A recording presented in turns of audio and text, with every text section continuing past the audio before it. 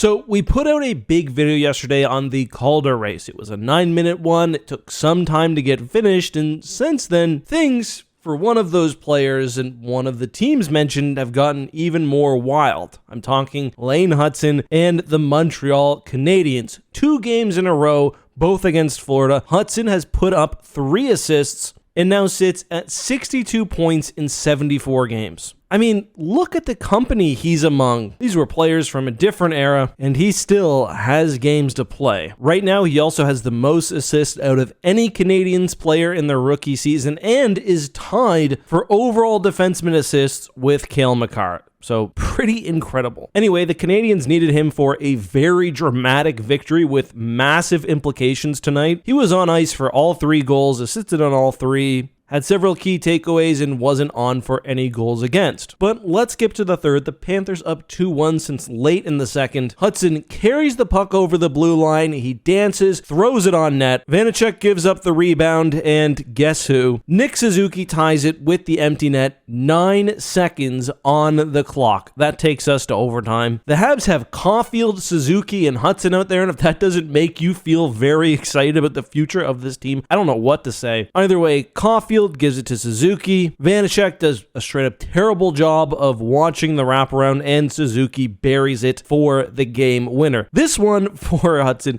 was a very, very distant hockey assist, some Montreal stats reporting. I'm just joking, he did touch it, that's the rule. But that would be the game. And the reason why the Bell Center was going so wild is because of the implications here. Columbus, Montreal, New York, Detroit are all within sniffing distance of that last wild card spot. This was a terrible night for the Rangers. Columbus wins, Montreal gets the win. So the Habs right now are in that last wildcard position. Columbus is 2 points back, but with a game in hand. With 8 or 9 games left in the season, depending on the team, this really could come down to it. Either way, that's what happened. Let me know what you all think about this and more down below. Who do you want, by the way, to make the playoffs in that last wildcard spot? Realistically, it could be Montreal, Columbus, New York, Detroit, or even the Islanders. Crazy how tight the East is this year. Also, one final announcement. Brandon and I are considering doing a live stream for the Caps versus the Blackhawks Friday. Ovi scored another one. He's 4 goals away from breaking the record. I mean, I don't think he'll score 4 against Chicago, but it's Chicago. It's possible. The really interesting date for me is on the 13th when he plays his final home game of the season against Columbus. Then on the 17th, there's the last game of the year against the Penguins, and that would just be so appropriate.